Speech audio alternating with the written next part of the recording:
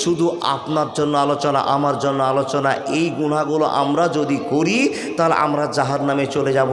মাওলানা গুনাহটা কি? পৃথিবীতে 120খানা মোটামুটি বড় গুনাহ আছে, 120টা গুনাহ আছে। 120 গুনার ভিতরে কোনো একটা গুনাহ যদি আপনার দ্বারায় হয়ে যায় তো সেই গুনাহটার জন্য আপনাকে জেল খাটতে হবে, আসামের কাঠগড়ায় দাঁড়াতে হবে, হতে পারে এর বিনিময়ে আপনি জাহান্নামে চলে যাবেন। গুনাহগুলো কি? বড় গুনাহ, যেগুলোকে আমরা সচোখে জানি কাবিরা গুনাহ। একটা হলো সাগিরা গুনাহ, একটা হলো কাবিরা গুনাহ। সাগিরা কাকে বলে? আল্লাহর বান্দা তাকান আমার দিকে। একটা কুত্তা ঘুমিয়ে আছে। কুত্তার কাজ কি বাবা? এটা জিভ সারা দিন রাস্তা রাস্তা ঘুরে, যেখানে একটা আরাম মনে হয় সেখানে ঘুমিয়ে আছে। আপনি মোটর সাইকেল নিয়ে যাচ্ছিলেন রাস্তা দিয়ে, বড় বাইক, পালসার বাইক, আর হর্ন কিন্তু লাগিয়েছেন কোন স্পেশাল। কুত্তাটাকে নিজে থেকে টানের সাথে কুত্তাটাকে রাস্তা থেকে সরিয়ে দেওয়ার জন্য হোক কিংবা তাকে ডিস্টার্ব দেওয়ার জন্য হোক, কুত্তার সামনে গিয়ে জোরে হর্নটাকে দেবে ধরলেন, বাঁশিটা বাজিয়ে দিলেন, আর আপনার বাইকের আওয়াজে কুত্তাটা ছটপট করে চমকে গিয়ে মারলো, দোল মাঠের দিকে, জঙ্গলের দিকে ছুটতে আরম্ভ করলো। আপনি একটা ভুল করলেন, একটা গুনাহ করলেন। এই ভুলটা কাবিরা নয়, এই ভুলটা হলো কি? সাগিরা। এই বাপ, রাস্তাতে চলছেন, রাস্তাতে হাঁটতে হাঁটতে হাঁটতে হাঁটতে ছোট একটা আমের গাছ দেখতে পেলেন, চট করে দুটো পাতাকে ছেড়ে নিলেন। পাতাটা ছেঁড়ার কিন্তু কোনো প্রয়োজন ছিল না। প্রয়োজনে যদি ছেড়েন গোনা হবে না, অপ্রয়োজনে ছিঁড়িয়ে পাতাটাকে হাতে টুকরো করতে করতে টোটাল পাতাটাকে ফেলে দিলেন, আপনি একটা সাগিরা গুনাহ করলেন। এই ভুলগুলো মানুষ সারা দিনে 100, 150, 200 করে ফেলে। সেই মানুষগুলো এই সাগিরা গুনাহগুলোকে মোচন করার জন্য মসজিদে গিয়ে রব্বানা জালামনা আনফুসনা করে হাত উঠে কাঁদতে হয় না। যদি লোকটা সারা দিনের বেলায় একবার কোনো দৃশ্য দেখে, কোনো ভূমিকা দেখে, কোনো আল্লাহর নিয়ামতকে দেখে একবার মনের সাথে বলে দেয় আল্লাহু আকবার কিংবা সুবহানাল্লাহ, আলহামদুলিল্লাহ, লা ইলাহা ইল্লাল্লাহ, এই ছোট্ট প্রশংসাগুলো যদি করে নেয় তো 100, 150, 200 গুনাহ সব সঙ্গে সঙ্গে মাফ হয়ে যায়। জোরে বলুন আল্লাহু আকবার। কিন্তু কাবিরা গুনাহ আছে, একটা যদি হয়ে যায়, মার সঙ্গে বাবার সঙ্গে ভদ্র ব্যবহার করতে পারলেন না, রাস্তাতে চলছিলেন, কোনো লোকের সঙ্গে একটা ধাক্কাধাক্কি কথা হলো, কথার মধ্যে টক্কর হলো, লোকটাকে ধাক্কা মেরে দিলেন, অপমান করে দিলেন, এইগুলো হলো কাবিরা গুনাহ। এই গুনাহটার জন্য আপনাকে মসজিদে গিয়ে হোক আল্লাহর কাছে 2 হাত তুলে কাঁদতে হবে, মাবুদ আমি এত বড় ভুল করলাম, আমাকে তুমি ক্ষমা করে দাও। এই অপরাধের জন্য আপনাকে স্বীকারোক্তি দিতে হবে। এমন কিছু অপরাধ আছে, 120টার ভিতরে কিছু গুনতির অপরাধ আছে, যে অপরাধের জন্য আমি জাহান্নামে চলে যাব। সেই অপরাধের শ্রেষ্ঠ অপরাধের নাম হলো অহংকার। জোরে বললাম, কি বললাম? অহংকার। তাহলে আমরা মানুষ, অহংকার কাকে বলে আমাদের সব কিছু জানা আছে, নতুন করে বলার কিছু নেই। শুধু আজকের আলোচনাটা হবে অহংকার কাকে বলে আর অহংকার কি করে হয়, অহংকার নিয়ে টোটাল আলোচনাটা হবে। আল্লাহ রাব্বুল আলামিনের নবী মুহাম্মদুর রাসূলুল্লাহ পড়ুন সাল্লাল্লাহু আলাইহি ওয়াসাল্লাম বলছেন, যার ভিতরে কিঞ্চিত পরিমাণ, বিন্দু পরিমাণ অহংকার থাকবে সে জান্নাতে যাবে না, যাবে না, যাবে না। নবী কোনোদিন মিথ্যা কথা বলেছেন? তাহলে নবীজি যা বলছেন সত্য কথা। আমিও আপনাকে নবীজির কথার যদি উক্তি দিই তাহলে আপনি বিশ্বাস করবেন? আমার মতো একটা সাধারণ ছেলে আপনাকে কথা বলতে গিয়ে মিথ্যা কথা বলতে পারি, কিন্তু নবীর কথাটা যদি আপনাকে বলে দিই এটা নবী বলেছেন, তাহলে আপনার মানতে অসুবিধা নেই? নেই তো বাবা? বিশ্বাসের সাথে বলছেন তো? হজরত মুহাম্মদ বলছেন, যার অন্তরে এক সরষা দানা বরাবর অহংকার থাকবে সেই ব্যক্তি জান্নাতে যাবে না, যাবে না, যাবে না। তাহলে এখন আমরা নিজের অন্তরকে প্রশ্ন করি, আমাদের অন্তরে অহংকার আছে কি না? একটাই লোক হাত তুলবেন, যেই লোকটা প্রমাণ দিয়ে দেখাতে পারবেন মাওলানা জীবনে আমি কোনো অহংকার করিনি। একজন কেউ? খুব বুঝেও হাতটা উঠাবেন বাবা, খুব বুঝে হাতটা উঠাবেন। কিন্তু অহংকার কিসে কিসে হয় এক্ষুনি আপনাকে বলে দিচ্ছি। আপনার অজান্তে কিছু অহংকার হয়ে গিয়েছে, কেউ দেখাতে পারলেন না, আমি বক্তা সাহেবও পারলাম না, আমার দ্বারায় আমার জীবনে কোনোদিন অহংকার হয়নি, এই গ্যারেন্টি দিতে পারলাম না। বলে না, তাহলে অহংকারের সাজা কি? তো রব্বুল আলামিন বলছেন অহংকারের সাজা হলো দুনিয়া আখেরাত দুটোই বরবাদ। দুনিয়া আখেরাত দুটোই বরবাদ। আল্লাহর বান্দা খুব মনোযোগ দেন। মানুষ বিশেষ করে 5টা জিনিস নিয়ে অহংকার করে।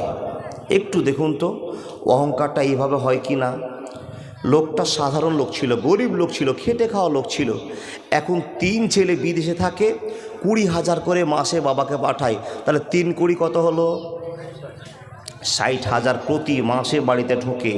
ওই লোকটা গরিব মানুষ ছিল, অভাবী লোক ছিল। এখন সেই লোকটা সমাজের একজন ভালো পদে নিযুক্ত হয়েছে। টাকার জন্য আপনারা মণ্ডল, সর্দার, এমএলএ, এমপি, প্রধান যাই হোক বানার চেষ্টা করেছেন। যখন টাকা হয়ে যায় তখন মানুষের এমনিতেই একটা স্পেশাল অহংকার হয়। কথা ঠিক বললাম না ভুল বললাম? যদি হ্যাঁ হয়তো হ্যাঁ, আর যদি না বলেন তো না বলেন। একবারেই হ্যাঁ। ও আল্লাহর বান্দা দেখুন তো, আরেকবার ভাবুন। গ্রামের ভিতরে মা বোন কথা বলবেন না, শুধু মনোযোগ দিয়ে শুনুন। টাকা পয়সা হলে অহংকার হয়।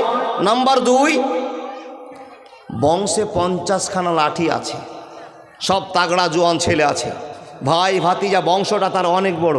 গ্রামের কোনো মানুষ যদি কোনো কথা বলতে গিয়ে টক্কর হয়ে যায় তো এই লোকটা তাকে হুমকার দিয়ে কথা বলে, একবার যদি বাড়িতে ফোন লাগায় 50খানা লাঠি বেরিয়ে আসবে, তোমাকে সমূলে এই গ্রাম থেকে উঠিয়ে দিব, তাড়িয়ে দিব, বেশি বাহাদুরি করবা না বলে গো।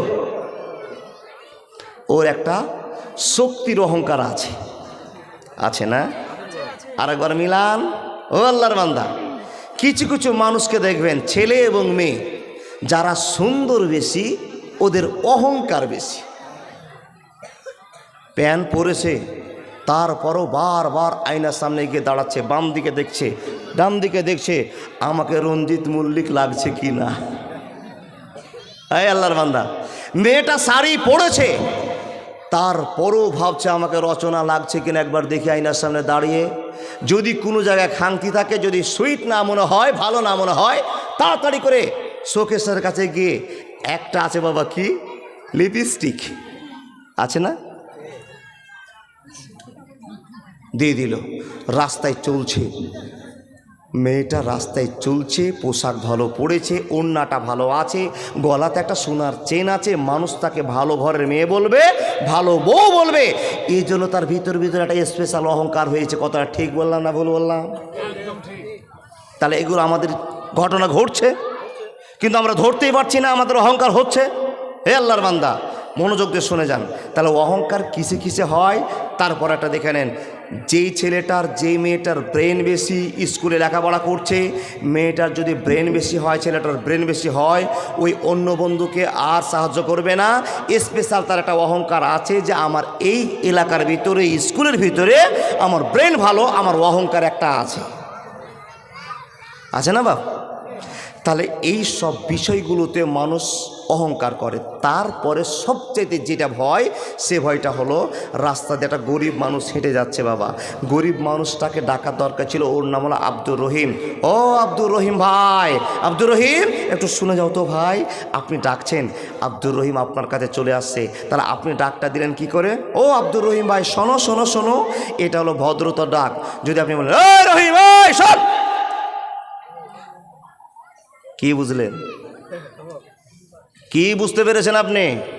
রহিম গরিব মানুষ, আপনি বড়লোক মানুষ, আওয়াজটাকে নম্র করতে পারলেন না, কর্কশাও যে রহিমকে ডাকলেন। রহিম বুঝতে পেরেছে বড় লোকের ডাক বড় লোকেরই মতো হয়। এখানে অহংকার ধরে বলেছে।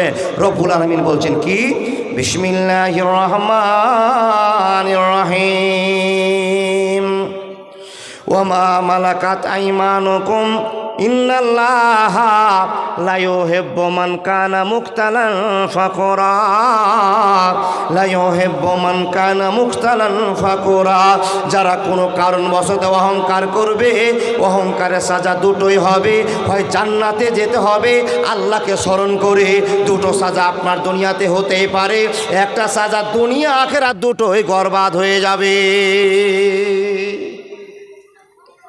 ভাই পানির বোতলটা এখানে রাখুন তো, টুটিটা শুকিয়ে যাচ্ছে, 1 মাস রোজা করেছি তো, তারপরে মেশিনটা জাম লেগেছে, ছুটাতে হয়তো দেরি হতে পারে, অসুবিধা হবে না তো? আপনারা যাবেন না তো?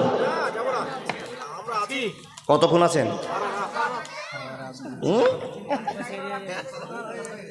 মাথা ঠিক আছে তো?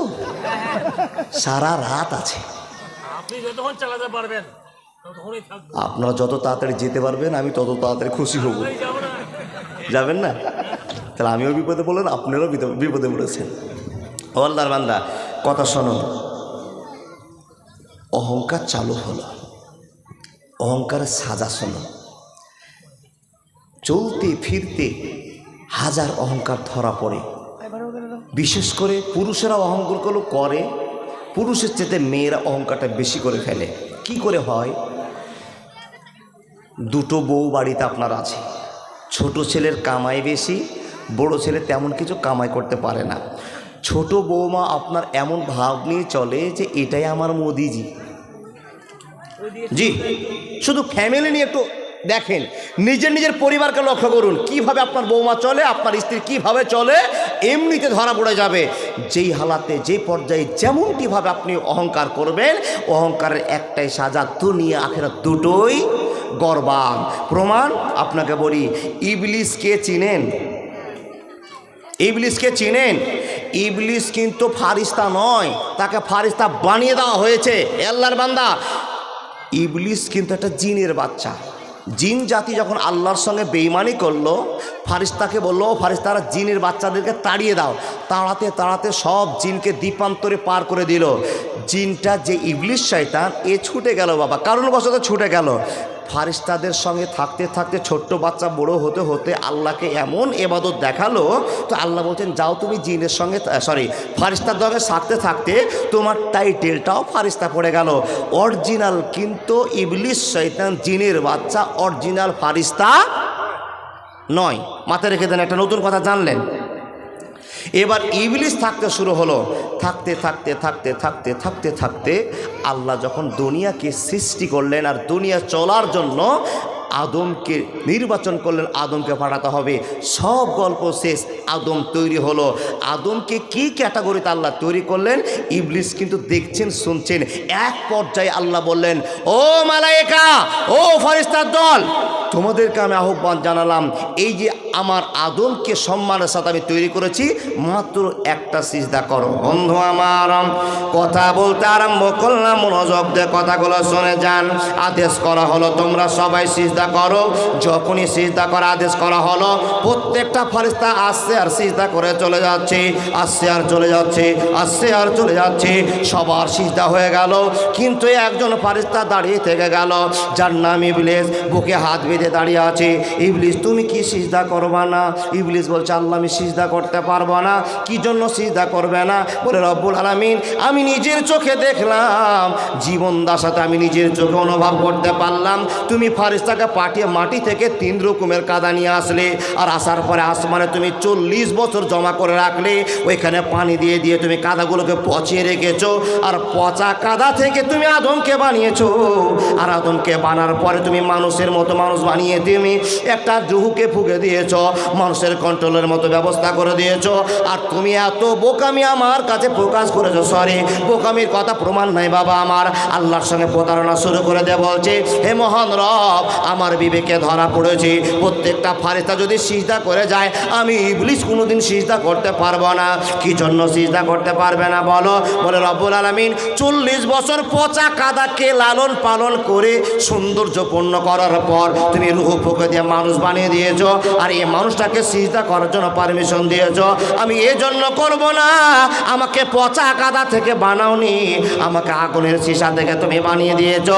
কিন্তু রব্বুল আলামিন, আর সে আগুনের সীসাকে তুমি মাথা হেট করতে বলেছো, নম্রতার সাথে ভদ্রতার সাথে আদবের সঙ্গে তুমি সিজদা করতে বলেছো, আমি কোনোদিন করতে পারবো না। যখনই প্রতিবাদ শুরু হয়ে গেল, অনেক কথার আলোচনা, আদবের কথা বলে টাইম লস করবো না। এ আল্লাহর বান্দা, মনোযোগ দিয়ে করে কথাগুলো শুনে যান। যখন আল্লাহর সঙ্গে প্রতারণা শুরু করলো, মহান রবের মনে একটা রাগ জন্মালো। ও ইবলিস, তোমাকে আমি দয়া করে আসমানে থাকার পারমিশন দিলাম, তুমি নামাজ রোজা হজ যাকাত এত ভালোবাসার সাথে করেছো, কিন্তু একটা জিনিস না মানার কারণে আমি আল্লাহ রেগে গেলাম। এটা বাধ্যতামূলক নয়, আমার বাধ্যতামূলক প্রশ্নের কথা তোমাকে জানালাম, তুমি আমার অবাধ্য হয়ে গেছো। শুনে নাও, যদি তোমার এটাই খেয়াল থেকে যায়, ওয়াবুদুল্লাহ ওয়ালা তুশরিকু বিহি শাইআ ওয়া বিল ওয়ালিদাইনি ইহসানা ওয়া বিযিল কুরবা ওয়াল ইয়াতামা ওয়াল মাসাকিন ওয়া যারিজিল কুরবা ওয়া যারিল জুনুবি ওয়া সাহিবিল জামবি ওয়া ইবনাস সাবিল ওয়া মা মালাকাত আইমানুকুম ইন্নাল্লাহা লা ইউহিব্বু মান কানা মুখতালান ফাখরা।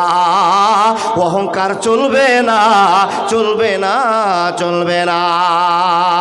আপন মানুষ চিনা বড় দায় রে, আপন মানুষ বোঝা বড় দায়।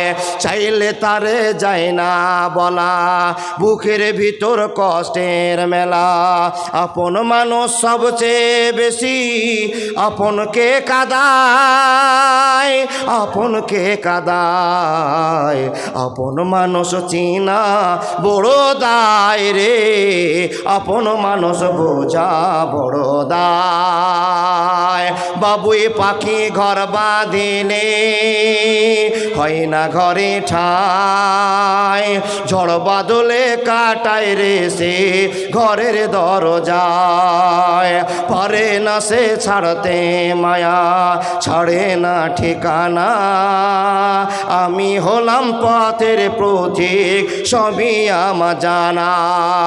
সময় সুযোগ পেলে মানুষ আপনকে কাদায়, আপনকে কাদায়।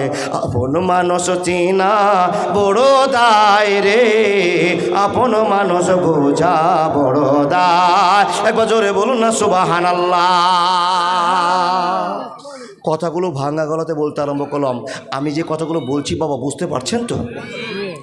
ইবলিসকে ভালোবাসা দেখিয়ে আল্লাহ ফারিস্তার মধ্যে সামিল করলেন, আর সেই ইবলিস এত জোরে আঘাত দিলেন সবাই সিজদা করতে পারলো। ইবলিসের মাইন্ডে বাঁধলো, সমস্যা হয়ে গেল, সিজদা করলো না। আল্লাহ রাগ করলেন, বেরিয়ে যাও। বের করার সময় জুতা মেরে, লাঠি মেরে ইবলিসকে জান্নাত থেকে অপমান করে বের করে দিলেন। এ আল্লাহর বান্দা, তাহলে একটাই কাজ ছিল, ছোট্ট একটা ভুল ছিল, আমি আদমকে সিজদা করব না। মান সম্মানটা কি? সে 40 বছর ভিজা কাদার, আর আমি আগুনের সিসাই। এই তফাৎটা করতে গিয়ে গুনাহগার হয়ে গেল। এবার আপনি নামাজ রোজা হজ যাকাত সবই কেউ করেন, সবই ঠিক আছে, কিন্তু আপনি মানুষের সঙ্গে যখন কথা বলেন তখন একটু হিম্মত নিয়ে কথা বলেন, আপনার নামাজ রোজার আমল সব বরবাদ হয়ে গেল। আল্লাহর বান্দা, এবার আমি কথা শুরু করলাম। অহংকারটা কি করে হয়? যে সমস্ত পুরুষ মানুষরা বসে আছেন, দুপুর বেলাতে যেই জিন্সের প্যান্টটা পরেছিলেন সেইটাই পরে এসছেন, যেই লুঙ্গিটা পরেছিলেন সেইটাই পরে এসছেন। ও আল্লাহর বান্দা, যেরকম আপনি দুপুর বেলায় ছিলেন সেইভাবে চলে এসছেন, কিন্তু আমার মা বোনেরা চলতে গিয়ে একটু বলতে গিয়ে ভুল করে দেয়, সেটা অহংকার। মা শুধু আপনাকে বোঝার জন্য বলছি। কি গো মা, এই যে জালসা আপনি শুরু করেছেন, অহংকারটা যে আপনার হয়ে যে আপনি ধরতেই পারলেন না। জালসা আসবেন, সন্ধ্যা থেকে মেকআপ করলেন, আপনি শোকেসের কাছে গেলেন, 5,000 টাকা দামের একটা শাড়ি ভরা আছে, শাড়িটা বের করলেন, সুন্দর করে ভদ্রতার সাথে শাড়িটা পরে আপনি জালসাতে চলে এসেছেন। কী করার জন্য? জালসা শুনবেন, নেকি হবে, নেকি হলে জান্নাতে যাবেন। কিন্তু যখন জালসাতে এসে বসেছেন তো আপনার দিকে 10টা মেয়ে ঘুরে ঘুরে দেখছে, 10টা মেয়ে আপনার দিকে দেখছে। তো আপনি লক্ষ্য করলেন 10টা মেয়ে আপনার দিকে তাকাচ্ছে, তখন আপনার ভিতরে একটা অশান্তি আসলো। কি?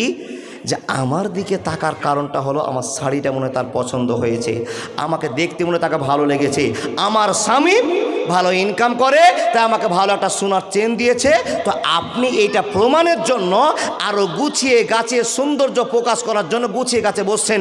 কিন্তু মা, আপনার ভিতরটা আনন্দে ভরে যাচ্ছে, আমার স্বামী মাস্টার, ডাক্তার, কারি, হাফেজ, বক্তা, ইনকাম করে বেশি, তাই আমার শাড়িটা 5,000 টাকার। কিন্তু আপনার বাম পাশে যে মেয়েটা বসে আছে মাত্র একটা 350 টাকা দামের মহারানী রেড রোজ শাড়ি পরে আছে। মেয়েটার আপনাদেরকে দেখার কারণটা হলো মাবুদ, আমার স্বামীর যদি দিনে 3,000, 2,500, 2,000 কামাই হতো তো আমার স্বামীকেও বলে ঈদের দিন আমি একটা 3,000 টাকা দামের শাড়ি পরতাম আর এখানে আসতাম। এ আল্লাহর বান্দি, আপনি ভুলটা আপনার বুঝতে পারেননি, পরে আপনি বসে আছেন আর বারবার ফ্যাসার আপনার মনে হচ্ছে, আপনার এমনিতে ভিতর আপনাকে মনে হচ্ছে আমি বড় লোকের বউ। যখনই বড় লোকের বউটা আপনার মনে প্রকাশ হয়ে গেল তখনই গোনা হয়ে গেল। রব বলছেন ওয়ামা মালাকাত আইমানুকুম ইন্নাল্লাহা লা ইউহিব্বু মান কানা মুখতালান ফাখুরা। কথা বলতে আরম্ভ করলাম। হে পৃথিবীর মানুষ, মনোযোগ দিয়ে শুনে যান। যেমনটি অবস্থাতে আপনি গোনাটা করতে যাবেন, যদি একটা মানুষের জীবনে অহংকার হয়ে যায় সব আমলকে বরবাদ করে দেয়, সব আমল বরবাদ হয়ে যায়। আল্লাহর বান্দারা জোর হাত করে অনুরোধ করে বলবো, কোনো দিনের জন্য অহংকার করবেন না, করবেন না, করবেন না। কথা বোঝায়। নবী মুহাম্মদুর রাসূলুল্লাহ পড়ুন সাল্লাল্লাহু আলাইহি সাল্লাম। আপনাকে নিচে করেছেন অহংকার থেকে বাঁচার জন্য। আল্লাহর বান্দা ভালো করে দেখবেন, কিছু ছেলেকে দেখতে পাবেন গো বা, প্যান্ট পরেছে, ট্রাই পরেছে, কোট পরেছে আর বুকটাকে উঁচু করে রাস্তায় হাঁটে। যদি বুক উঁচু করা ছেলেকে দেখতে পান হাঁটতে, তার ওর সঙ্গে বন্ধুত্ব লাগানোকে থামতে বলুন, দাঁড় হতে বলুন। এ ভাই একটু থামো না ভাই, তোমার বুকটা কি আল্লাহর তরফ থেকে উঁচা, না তোমার পকেটে মানি ব্যাগে টাকা আছে বেশি তাই উঁচা? আল্লাহর সিস্টেমে তোমার বুকটা এমনি উঁচু, যদি উঁচু হয়ে থাকে তাহলে কোনো সমস্যা নেই, এটা আল্লাহর সিস্টেম। আর যদি তুমি হাঁটো এইভাবে বুক উঁচু করে, তো নবী মোহাম্মদকে অসম্মান করছো। নবী মোহাম্মদের চাইতে সুন্দর লোক, ভদ্র লোক এইখানে আর নেই বাবা। এই লোকগুলো আমাদের দুনিয়াতে যারা আছে, নবী মোহাম্মদের সাথে সুন্দর হতে পারে না। যেদিন নবী মোহাম্মদ রাস্তা দিয়ে হাঁটতেন সেই দিন সাহাবারা লক্ষ্য করতেন, এত লম্বা ফিগারের লোক, টল ফিগারের লোক রাস্তা দিয়ে হাঁটছেন, তো মাথাটাকে নিচু করে বুকটাকে ছাপিয়ে দিয়ে জিজ্ঞেস করা হলো, ইয়া রাসূলুল্লাহ, আপনার বুকটাকে নিচু করার, মাথাকে নিচু করে হাঁটার কারণটা জানতে চাই। নবীজি বলছেন, শুনে নাও। সাহাবার দলেরা, তোমাদের আমি কথা বলতে আরম্ভ করলাম, মনোযোগ দিয়ে শুনে যাও। আমার আল্লাহ আগের গুনাহ পরের গুনাহ মাফ করে দিয়েছে, কিন্তু মহান রবের কাছ থেকে খবর আমার কানে ইসলাম কমপ্লিট করার খবর হয়ে গিয়েছে। এই আল্লাহর বান্দারা শুনে নাও, যখন আমি রাস্তা দিয়ে উঁচু হয়ে হাঁটবো, মাথাটাকে উঁচু করে হাঁটবো, বুকটাকে উঁচু করে হাঁটবো, তখন আমার দিকে লোকেরা তাকাবে আর আমার মনে হয় ফকর চলে আসবে। আমি যদি বুকটাকে উঁচু করে হাঁটি তো আমার অহংকার ধরা পড়ে যাবে। যদি কারো অহংকার ধরা পড়ে যায় তো বান্দা বান্দিরা শুনে নেন, উম্মতি শুনে নেন, সাহাবা একরামরা তোমরা শুনে নাও, যদি কারো বুক উঁচু করে হাঁটাটা প্রমাণ হয়ে যায় আর তার সাধারণ হাঁটা যদি তার মনে না থেকে যায়, তো শুনে নাও, হাজার ইবাদত করার পর লোকটা জাহান্নামে চলে যাবে। সাহাবাদেরকে বলা হলো, ও সাহাবারা, তোমরা খবরদার বুক উঁচু করে হাঁটবে না। জ্ঞান হয়ে গেল। আল্লাহর বান্দারা, যে সমস্ত লোকেরা আমার বক্তব্য শুনছেন, কোনোদিন বুক উঁচু করে হাঁটবেন না, অহংকারের সাথে হাঁটবেন না। আল্লাহর বান্দা, বারবার আপনার শোনা আছে, কোনো মানুষ যদি লুঙ্গিটাকে ঘেটনু পার করে আপনার চলতে আরম্ভ করে, লুঙ্গিটা আমার লেছড়ি দিয়ে চলতে আরম্ভ করে, তো পাতাকে দুলিয়ে দুলিয়ে হাঁটবে আর তাকে হিটলার মনে হবে, অহংকারী মনে হবে। রব বলছেন, কোনো মানুষ যদি কোনো কারণে অহংকার করে নেয়, তো আমি আমার আল্লাহর জামাটাকে টান ধরে দিল, আমার গায়ের পাঞ্জাবি ধরে টান মেরে দিল। কেন টান মেরে দিল? মানুষ রে, অহংকার করে তো তুমি জমিনকে ফাটিয়ে দিতে পারবে না, আকাশ ফাটাতে পারবে না, কোনো মানুষের ক্ষতি করতে পারবে না, তুমি নিজেই ক্ষতির মধ্যে পড়ে যাচ্ছ। শুনে নাও, তোমার যদি এত হিম্মত হলো, এত শক্তি হলো, এত অহংকার হলো, অহংকার করে তুমি আল্লাহর সঙ্গে টেক্কা দিতে চলেছ, তো কান খুলে তুমি বক্তব্যটা শুনে নাও। আল্লাহর বান্দা, রাস্তার ভিতরে আপনার অহংকারটা হওয়ার কারণের জন্য আপনাকে সুন্দর একটা কথা বলতে আরম্ভ করলাম। বাড়িতে আপনি কোনো কাজ করছিলেন, হঠাৎ করে একটা আঙ্গুল আপনার কেটে গেল, হাঁইসাতে ছুরিতে চাকুতে আপনার আঙ্গুলটা কেটে গেল, 3 দিন চলে গেল, এই আঙ্গুলটার জন্য আপনাকে 103 ডিগ্রি জ্বর হয়ে গিয়েছে, আপনি আর ব্যথাটা সহ্য করতে পারছেন না। হে আল্লাহর বান্দা বান্দিরা, মনোযোগ দিয়ে কথাগুলো শুনে যান। বন্ধুরে, এই ব্যথাটার জন্য আপনাকে যখন 105 ডিগ্রি 10 ডিগ্রি জ্বর হয়েছে, সহ্য করতে পারছেন না, আপনি কাবু হয়ে গেলেন। রব্বুল আলামিন আপনাকে লক্ষ্য করে বলছেন, বান্দা, গতকালকের আগের দিন তুমি এত হিটলার ছিলে, এত মাস্তান ছিলে, এত শক্তিওয়ালা ছিলে, কিন্তু তোমাকে মাত্র জ্বর হওয়ার কারণে, হাতটা কেটে যাওয়ার কারণে এত শক্তিশালী মানুষটা চোখ দিয়ে ঝরঝর করে জল পিল করতে আরম্ভ করো, তোমরা অশান্তি করে দিন কাটাতে আরম্ভ করো। ও আল্লাহর বান্দারা শুনে নাও, যদি তোমার একটা অশান্তির কারণে তোমার বডিটাকার বডি না মনে হয়, মরে যাওয়ার যদি আশঙ্কা থেকে যায়, এত কিছু জানার পর তুমি কেন অহংকার করতে যাবে? অহংকার তুমি করিও না, করিও না। যদি কোনো মানুষ অহংকার করে না, তো আল্লাহ বলছেন আমার পোশাক ধরে টান মেরে দিল। কোনো লোক যদি আমার পাঞ্জাবি ধরে টান মেরে দেয়, তো আমি আল্লাহ সহ্য করতে পারবো না, পারবো না, পারবো না। ভাই দেখুন, এত সুন্দর শক্তিশালী মানুষ, আপনার শরীরে একটা বিষ ফোড়া হয়েছে। বিষ ফোড়া বুঝেন তো? একটা বিষ ফোড়ার যন্ত্রণাতে এত শক্তিশালী মানুষটাকে কাত করে দিয়েছে, কাবু করে দিয়েছে। আল্লাহ বলছেন একবার লক্ষ্য করেছো, যেই দিন বিষ ফোড়া ছিল না সেই দিন মনের ভাব একরকম, আর আজকে বিষ ফোড়ার যন্ত্রণার জন্য মনের ভাব একরকম। যেই দিন রোজা করেছিলেন সেই দিন আপনার চেহারা একরকম ছিল, এখন পেট ভরে খাওয়ার আছে আপনার চেহারা আলাদা হয়ে গেছে। সেই রোজার অবস্থাটা আর এখনকার অবস্থাটা একটু পার্থক্য করুন তো বাবা, কত তফাৎ হয়েছে। রব্বুল আলামিন বলছেন বান্দা অহংকার করিও না, আমি একমাত্র অহংকার যোগ্যতা রাখি, আমি একলাই আল্লাহ অহংকার করতে পারবো, পৃথিবীর কেউ কোনো অহংকার করতে পারবে না। যদি কেউ অহংকার করে তার দুনিয়া আখেরাত দুটোই বরবাদ হয়ে গেল। প্রমাণ সাপেক্ষে কথা বলতে আরম্ভ করলাম। এবার আপনার আওয়াজেও অহংকার ধরা পড়ে।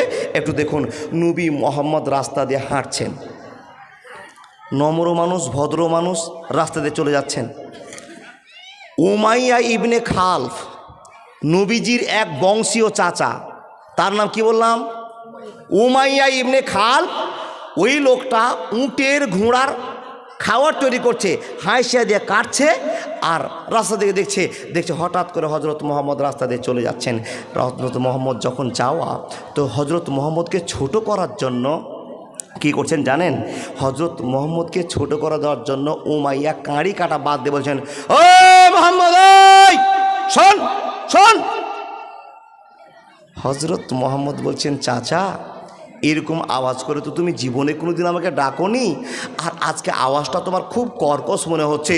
হজরত মোহাম্মদ পড়ুন সাল্লাল্লাহু আলাইহি ওয়াসাল্লাম, এক পা দু পা করে আস্তে আস্তে চাচাকে বলছেন, চাচা আপনি আমাকে কি কারণে ডাকলেন?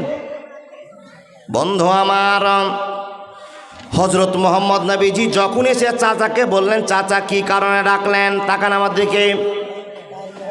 নবী মোহাম্মদের কাছে কথা বলতে গিয়ে চাচা কাঁড়ি কাটা বাদ করে দিলেন, ঘোড়ার খাবার বন্ধ করে দিলেন।